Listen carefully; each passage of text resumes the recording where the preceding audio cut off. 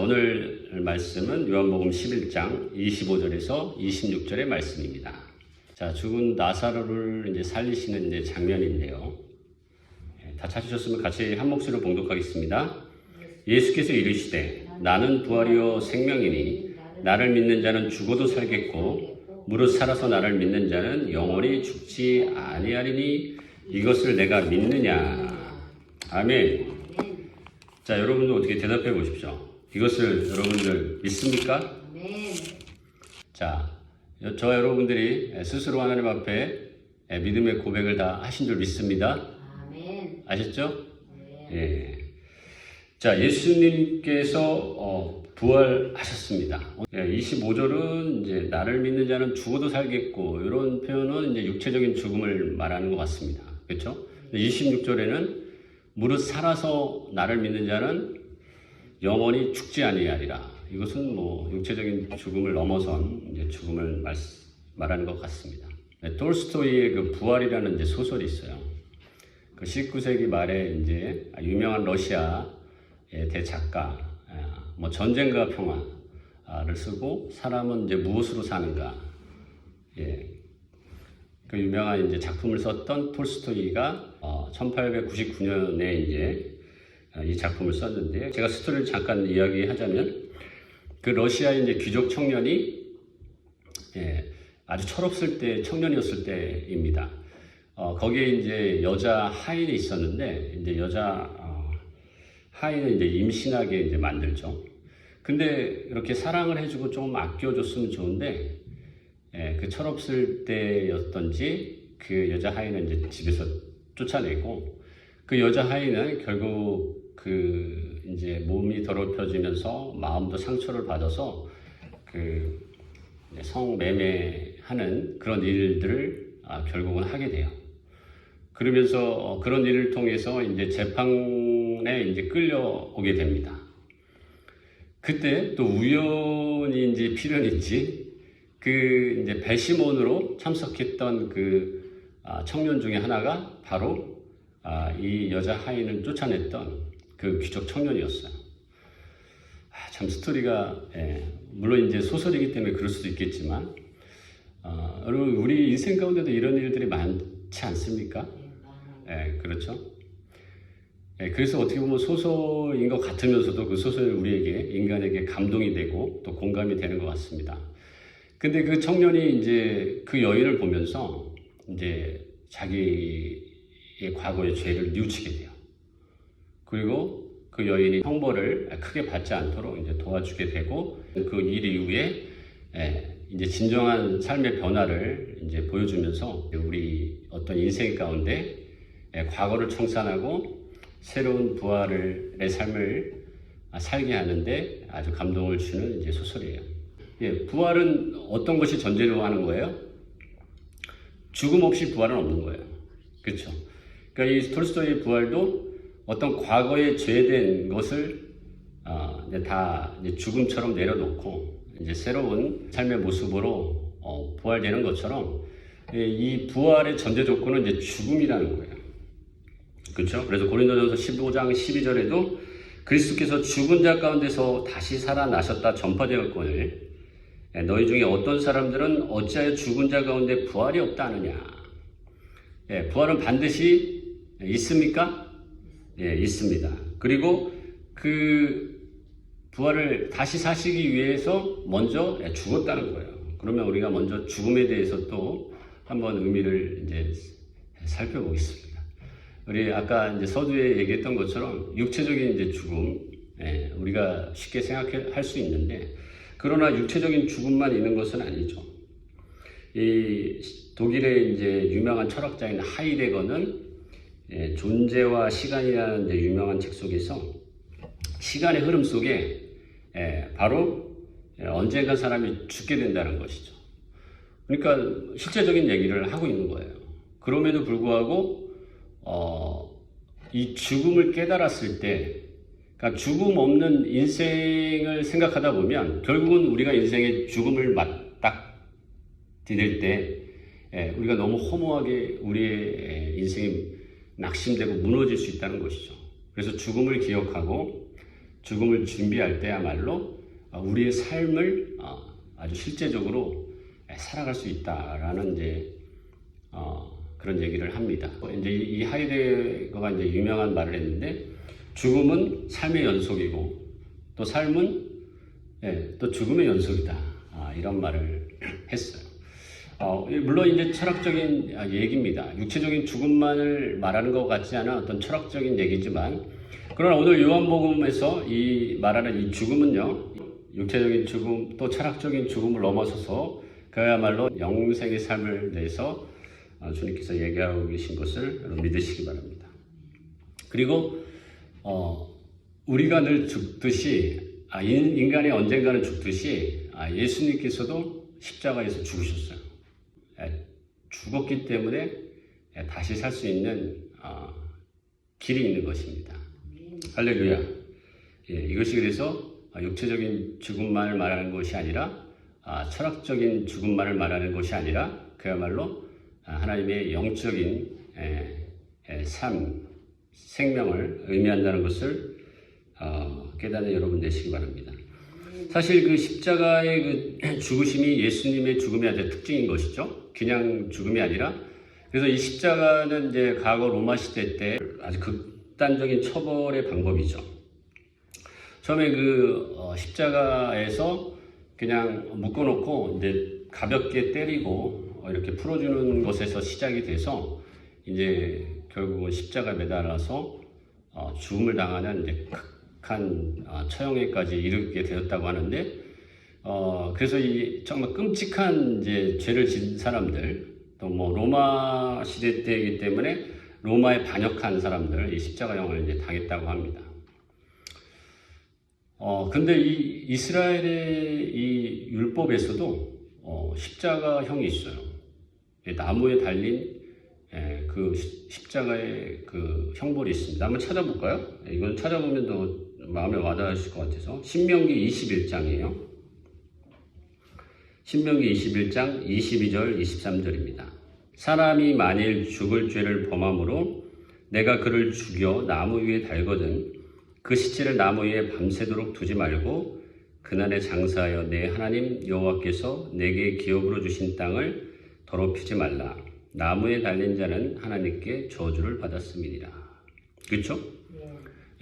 이 모세 율법, 오래된 이 모세 율법을 통해서 하나님께서 주신 이 계명도 십자가의 죽음이 있는데, 그야말로 정말 사람이 죽을 죄의 아주 극한 범죄를 말하는 것이고, 또 하나님께서 뒤에 뭐라고 말씀하십니까?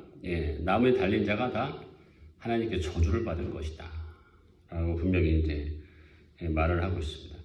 이것은 어떻게 보면 십자가는 하나님의 저주고 죽음의 심판이에요. 근데 어떤 육체적인 죽음만을 말하는 것이 아니라 어떻게 보면 죄의 결과로서의 죽음인 것이죠. 그죠? 그러니까 예수님께서 나무에 달려서 저주를 받게 하신 것은 어떻게 보면 그냥 육체적으로 그 죄가 죽음으로써 그 죄가 끝났다는 것이 아닙니다. 그 죄의 결과는 그 뿌리가 깊다는 것을 알 수가 있습니다. 자, 그런데 이제 그 십자가형을 누가 지으셨어요? 예수님께서 지셨다는 거예요. 그러니까 예수님도 결과적으로 이 신명기법에 의하면 하나님의 저주를 받았다는 것인데, 근데 예수님은 어떻게 해요? 타인에 의하여 십자가를 지신 것이 아니라 스스로 십자가의 죽음을 선택하신 거예요. 왜 그러셨을까요? 그렇죠. 모든 인류의 죄를 안고 누구가 지어야 될 죄죠? 사실은 우리 인간들이 지어야 될 죄를 다 끌어안고 대신 예수님께서 십자가에서 죽으셨다는 거예요. 우리 인간 스스로 죄의 노예이기 때문에, 죄의 종이기 때문에 사실 죄가 있는지도 모른다는 거예요. 자기 스스로 이 죄에서 벗어날 수가 없다는 것을 우리가 분명히 알 수 있기 때문에 그 인간의 죄를 위해서 예수님께서 십자가에서 대신 갚아주셨다는 것입니다. 그래서 이제 갈라디아서 3장 13절에 그리스도께서 우리를 위해 저주를 받은 바 되사 율법의 저주에서 우리를 속량하셨으니 기록된 바 나무에 달린 자보다 저주 아래 있는 자라 하였습니다. 그렇죠? 저주를 친히 예수님께서 우리 죄를 속량하시기 위해 나무에 친히 달렸다는 것을 분명히 알 수 있습니다.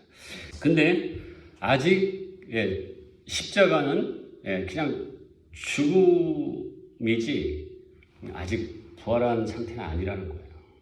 그래서 이 갈라디아서 또 2장 20절에 사도 바울이 고백하기를 내가 그리스도와 함께 십자가에 못 박혔나니 그런즉 이제는 내가 사는 것이 아니요 오직 내 안에 그리스도께서 사시는 것이다. 이제 내가 육체 가운데 사는 것은 나를 사랑하사 나를 위하여 자기 자신을 버리신 하나님의 아들을 믿는 믿음 안에 사는 것이다. 그리고 갈라디아서 또 뒷부분 6장 14절에 그러나 내게는 우리 주 예수 그리스도의 십자가 외에 결코 자랑할 것이 없으니 그리스도로 말미암아 세상이 나를 내하여 십자가에 못 박히고 내가 또한 세상을 대하여 그러하니라. 그죠? 이 십자가의 고백을 하고 있는데 바로 죽음의 고백을 의미하는 것이죠. 그죠?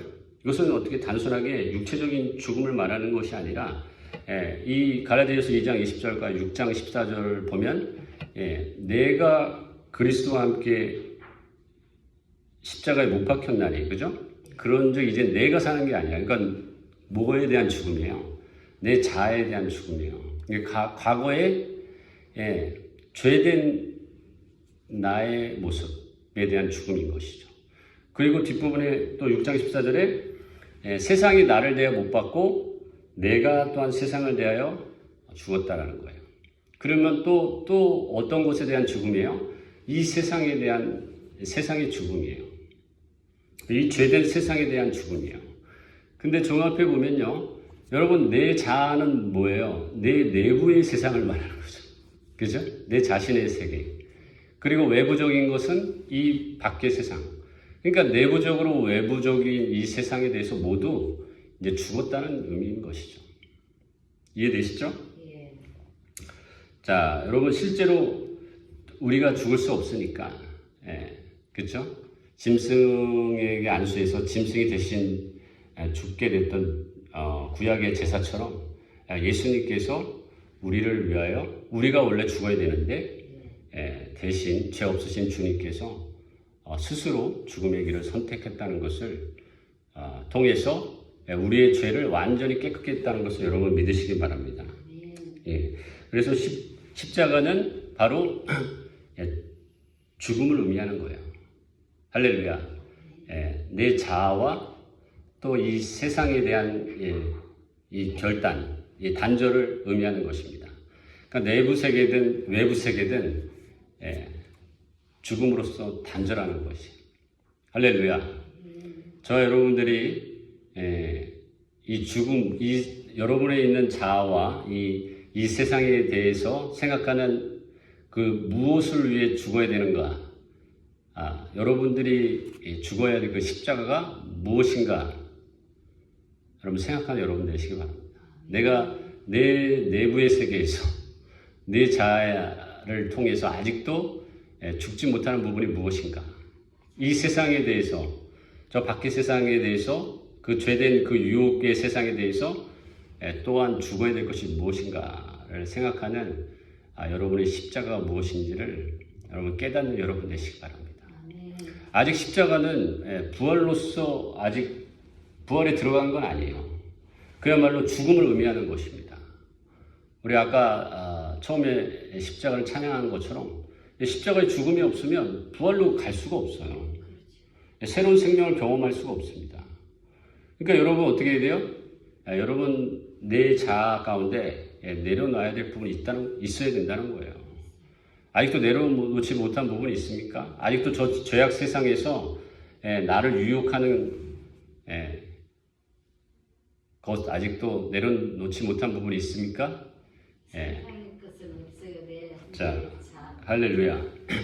내려놓는 여러분 되시기 바랍니다. 그래서 사도 바울이 고백하기를 내가 이제 그리스도와 함께 십자가에 못 박혔나니. 그러니까 이제 함께 주님과 함께 죽어야 된다는 거예요. 함께.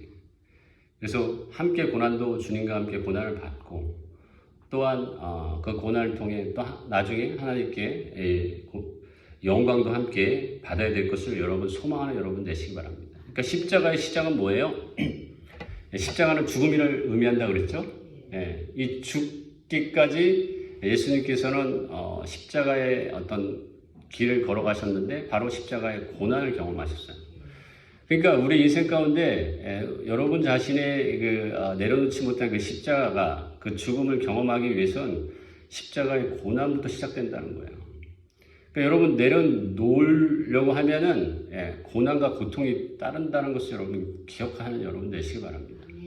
그래서 그 고난이 영원하지 않다는 것을 여러분 기억하시고 주님과 함께 고난의 길을 걸어가야 돼요. 그래서 우리 그리스도인들이 어떻게 보면 이 고난 없는 어떤 하나님의 영광을 경험하려고 그래요. 그러니까 말로만 십자가라는 거죠. 그 고난을 예수 그리스도의 그 영광을 경험하기 위해서 겪는 여러 가지 고난과 아픔들은 생각하지 않고 그야말로 말로만 십자가, 또 말로만 또 뭐예요? 부활을 취하려고 한다는 것이죠. 그러니까 여러분 죽음 없는 부활은 의미가 없고 또 이룰 수도 없는데 어떻게 보면 그리스도인들이 세상의 어떤 욕심을 채우려고 하는 것처럼 말은 그리스도인들인데 하나님이 주신 그런 축복과 영광만을 이제 바라보려고 하는 것이죠. 그것은 진정한 부활을 경험하는 것이 아닌 뿐만 아니라 거기에는 죽음 없는 어떤 부활은 의미가 없다는 것을 여러분 기억하는 여러분 되시기 바랍니다. 할렐루야. No pain, no crown 그런 말 있죠? 또 no cross, no crown 십자가 없는 영광이 없다는 거예요. 할렐루야. 자, 그래서 말로만 모양만 뭐 내가 죽었다라는 것이 아니라 실제로 내가 죽어야 될 그 십자가가 무엇인지를 여러분 고민하면서 끝까지 믿음으로 죽음 가운데 그 십자가의 길을 걸어가는 여러분 되시기 바랍니다. 그 사도 바울은 내가 날마다 죽노라라고 이제 고린도서 15장에서 이제 고백하고 있는 것이죠. 그래서 내가 죽어야만 하나님의 부활을 경험할 수 있기 때문인 것이죠. 그래서 우리가 믿어야 될 게 뭐예요? 결과적으로 부활과 영생이라는 것입니다. 그러니까 예수님의 십자가의 고난을 깨닫고 또 예수님과 함께 십자가의 죽음을 체험했다면 우리가 진정으로 믿어야 될 것이 다시 살아날 수 있고 영생할 수 있다는 것을 믿어야 되는 거예요. 여러분 우리가 부활을 체험한다는 것은요 그냥 이성적인 체험을 말하는 게 아니에요. 그야말로 믿고 또 그 부활을 우리의 삶 가운데서 체험해야 된다는 것을 여러분 잊지 마시기 바랍니다. 그러니까 우리가 삶 가운데서 부활을 체험하기 위해서는 먼저 어떻게 돼요? 믿어야 하는 것입니다. 오늘 본문을 한번 보겠습니다. 요한복음 25절 26절이었죠? 예수께서 이르시되 나는 부활이요 생명이니 나를 믿는 자는 죽어도 살겠고 무릇 살아서 나를 믿는 자는 영원히 죽지 아니하리라 하리니 이것을 내가 믿느냐. 그러니까 부활을 어떻게 돼요? 믿어야 된다는 거예요. 근데 믿으면 어떻게 됩니까? 근데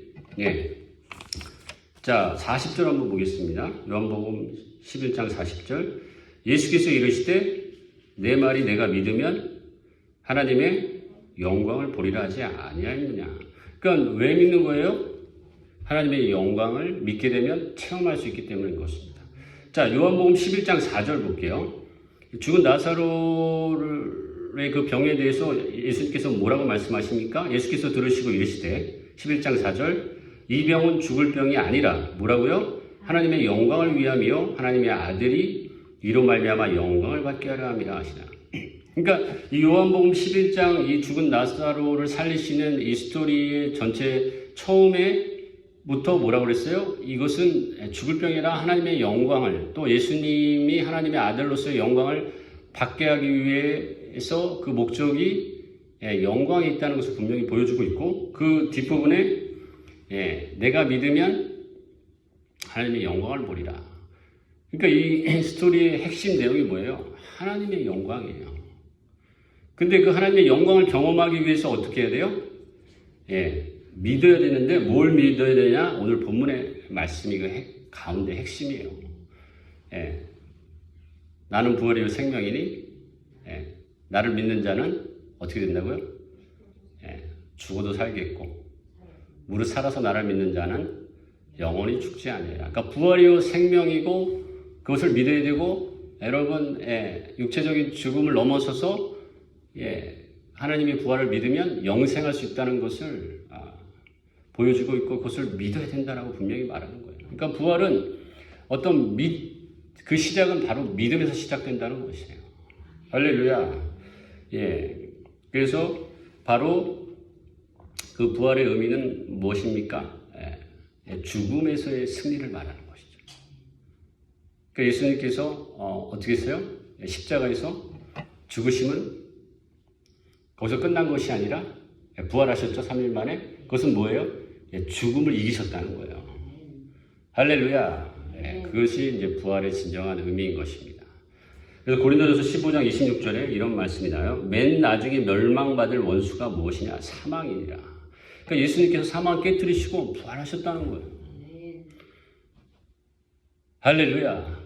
그래서 그것이 진정한 우리 삶 가운데 생명이 되시고 생명이 되고 영생을 준다는 것을 여러분 믿으시는 여러분 되시기 바랍니다.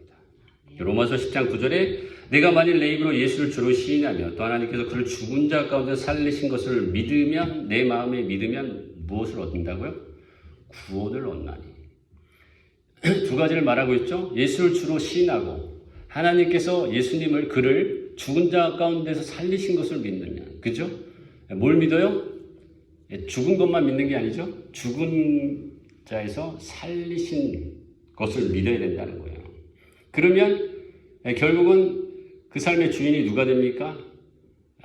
이제 내 자아를 내려놓게 되고 내 삶의 이제 주인이 죄에서 이제 예수님이 되는 거예요.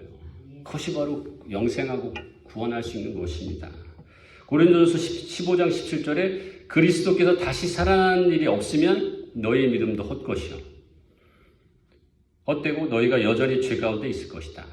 그러니까 예수님께서 그냥 죽으신 것으로 끝났다면 이제 우리가 믿음을 가질 수가 없는 거예요. 물론 다시 살아나기 위한 전제 조건은 이제 먼저 죽는 것이라 분명히 말씀을 했죠.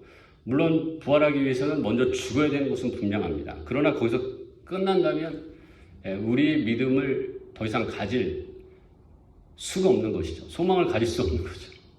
그렇죠? 사망을 깨뜨리신 그 예수님의 그 부활. 할렐루야. 죄 가운데서 죽게 하셨고 이제 그 죽음으로 끝난 것이 아니라 이제는 새로운 생명을 우리에게 주셨다는 것을 여러분 믿는 여러분 되시기 바랍니다. 근데 문제는요, 사실 우리는 여기까지 너무 잘 알아요. 근데 우리를 괴롭히고 힘들게 하는 게 뭐예요? 여전히 이 세상 가운데 죄가 있다는 거예요.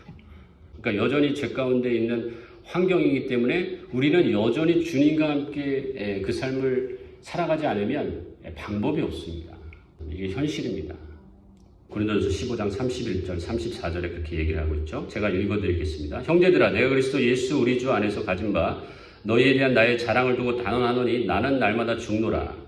내가 사람의 방법으로 에베소에서 맹수와 더불어 싸웠다면 내게 무슨 유익이 있으리요? 죽은 자가 다시 살아나지 못한다면 내일 죽을 터이니 먹고 마시자 하리라. 속지 말라. 악한 동무들은 선한 행실을 더럽히나니 깨어 의를 행하고 죄를 짓지 말라. 하나님을 알지 못하는 자가 있기로 내가 너희를 부끄럽게 하기 위하여 말하노라.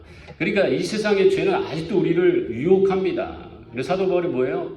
이제 계속 죽어야 된다는 거예요. 속지 말라는 거예요. 정말 먹고 내일 이제 죽을 터인데 뭐 먹고 마시면 되지 뭐 이렇게 깨어 있을 필요가 있느냐. 그 제 유혹에서 사도 바울은 어떻게 됩니까? 그리스도와 함께 죽고 그리스도와 함께 새로운 삶을 살아가라고 분명히 말씀하고 있습니다. 그리스도와 함께. 할렐루야. 그 고난이 이제 사실 길지는 않아요. 우리의 영원히 살 그 인생을 생각하면 길지는 않습니다. 여러분 이 땅의 삶을만 보니까 굉장히 괴롭고 힘들 수 있죠. 그러나 히브리서 기자도 잠깐 오시리가 이제 언젠간 오시겠다 약속하고 있죠. 로마서 8장 18절에도 현재의 고난은 우리가 장차 나타날 영광과 비교할 수 없습니다. 여러분 끝까지 주님과 함께 십자가의 길, 또 십자가의 죽음을 통해서 부활을 경험하는 여러분 되시기 바랍니다. 아멘. 자, 그것이 바로 이제 성령을 의지하는 거예요. 이 땅에 사는 동안. 내 자아를 내려놓는 것이고, 내 안에 있는 성령을 통해서 예수님을 주인으로 사는 삶을 말하는 것입니다. 이제 복음서에서 이제 공통적으로 나오는 부분이 예수님의 이제 죽음과 부활에 대한 부분에서 있어서 예수님의 죽음을 끝까지 함께했던 바라봤던 그 사람들인데 그 사람들은 주로 이제 여인들이었어요. 그리고 특별히 이제 네 복음서 공통적으로 막달라 마리아와 어머니 마리아는 이제 공통적으로 나오고요.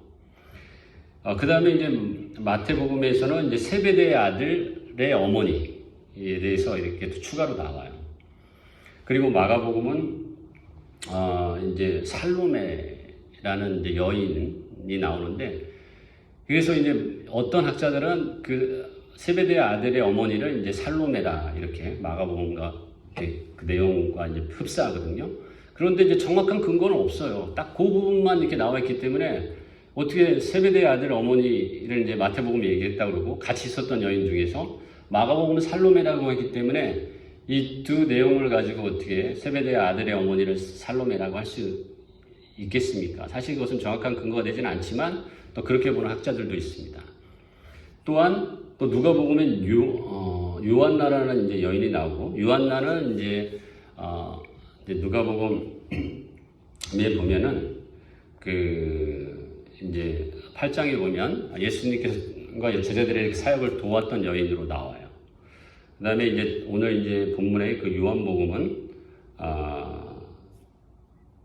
또 사도 요한이라는 인물이 또 추가가 되죠.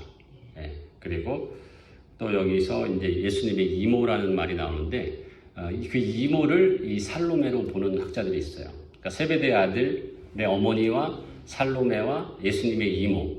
그러니까 예수님과 사촌지간이죠. 이종 사촌지간이죠. 뭐 그렇게 이제 보는 학자들이 있습니다. 어찌됐건 뭐 이것은 정확한 근거는 될 수 없지만 분명한 이제 여인은 막달라 마리아와 그 어머니 마리아예요. 그리고 누군지는 모르겠지만 이제 마태, 마가, 누가가 이제 요한복음이 얘기하듯이 뭐 이모든 어떤 살로메든 어떤 여인이 있었고, 또 누가복음은 이제 요한나라는 여인을 이제 설명하고 있습니다. 주로 여인이었죠. 근데 이 여인들을 간단히 살펴보면 바로 예수님께 은혜를 받은 자였다는 거예요. 그러니까 뭐예요? 어떻게 보면 마지막까지 예수님의 죽음을 경험하고 목도했던 사람들은 예수님의 은혜를 체험한 사람들. 막달라 마리아가 그랬잖아요. 그렇죠? 막달라 마리아는 이제 마가복음과 이제 요한복음에서 나오는데, 누가복음에서 나오는데 7 귀신 들린 여인이었었어요. 예수님께서 쫓아내신 것을 간단히 설명합니다. 뭐 스토리를 길게 나오진 않아요. 7 귀신 들린 여인을 예수님께서 쫓아내셨던 여인이라고 누가복음 8장 또 마가복음 또 16장에서 얘기를 하고 있습니다. 그러니까 그 7 귀신 들린 그 삶의 모습 가운데 정말 하나님의 은혜를 체험했던 그 막달라 마리아가 여러분 끝까지 예수님의 죽음을 목도했던 여인이 되었던 거죠. 뭐 어머니 마리아는 뭐 말할 것도 없고, 그리고 뭐 이모와 또 그 세베대의 아들의 어머니는 마태복음 20장에 어떤 장면으로 나오냐면 예수님께서 이제 그 제자들과 함께 있을 때 그 세베대의 아들 어머니는 예수님을 찾아가요. 그래서 여러분 기억하실 수도 있는데 예수님께서 하늘나라에서 하나님 보좌 우편에 앉으실 때 세베대의 아들이 야고보와 요한이잖아요. 하나는 우편에, 하나는 좌편에 앉게 해달라고 얘기를 하죠. 그렇죠? 그 어머니가 나중에 마지막까지 끝까지 예수님의 죽음을 목도했던 여인으로서 이제 기록에 남겨 있습니다. 자, 이거는 뭡니까? 예. 그런 여인도 예수님께 마지막 죽음을 목도했던 여인이 될 수 있었던 것은 어떻게 보면 어떤 예수님을 향한 그 믿음을 통해 어떤 회개하고 또 회복됐던 것을 알 수 있는 것이죠. 그렇죠? 분명한 근거는 알 수 없지만 또 어떤 여인입니까? 아까 말한 요한나, 그것은 예수님과 예수님의 제자들의 사역을 도왔던 여인이었어요. 그렇죠?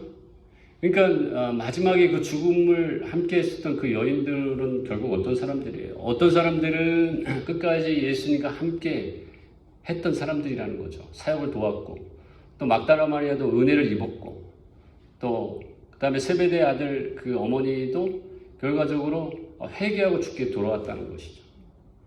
그러니까 여러분, 우리의 삶 가운데서도 여전히 우리의 죄의 유혹들이 있어요. 그러니까 예수님께서 죽으신 것을 우리가 우리의 삶 가운데 여러분 믿지 않는다면 그 마지막에 그 예수님의 부활을 경험할 수 없다는 거예요. 그러니까 예수님 앞에 끝까지 우리가 믿음을 가지고 이 여인들처럼 나아가는 여러분 되시기를 주님의 축복합니다. 그리고 예수님께서 또한 이 죽음을 목도한 여인들에게 뭐 또 똑같지는 않지만 만나 주십니다. 부활하셔서. 그래서 마가복음과 요한복음은 처음 부활하셔서 만났던 사람은 막달라 마리아예요. 그리고 그다음에 마태복음은 누구였습니까? 마리아를 포함한 여인들이었어요. 누가복음은 좀 특별합니다. 천사를 만난 거는 이제 여인들이었는데 그 뒤에 예수님을 만난 거는 부활해서 만난 거는 베드로와 또 엠마오로 내려가는 두 제자들이었는데 그 제자들 중에 한 명이 이제 글로바라는 사람이 있었는데 이 글로바의 이 여인 부인인 그 여자도 마지막에 죽음을 목도한 사람이었어요. 죽음과 이 부활을 경험하는 이 모든 이 과정 중에 바로 우리가 어떠한 삶을 끝까지 우리가 살아가야 되는가를 우리에게 분명히 보여주고 있는 것이죠. 할렐루야. 그러니까 여전히 우리가 죄 가운데 있지만 끝까지 우리가 예수님과 함께 우리가 삶을 십자가에서 죽고 내려놓을 때 진정한 예수님의 부활을 경험할 수 있다는 것을 우리가 깨달을 수 있습니다. 그래서 어떤 이들은 그 믿음을 부활하셔서 확인해 주셨어요. 또 어떤 얘기는 회복을 주셨어요. 또 제자들에게 평안과 또 위로를 주셨어요. 그러니까 예수님의 부활은 뭐예요? 우리에게 희망과 소망을 준다는 것입니다.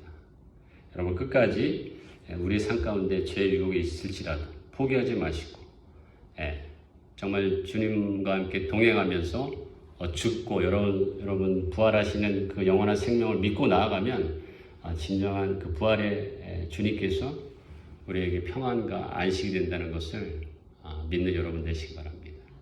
그래서 그 부활절을 오늘 주님 앞에 또 간절히 기도하시고 또 그런 믿음으로 앞으로도 살면서 하나님의 응답과 축복을 경험하는 여러분 되시기 바랍니다.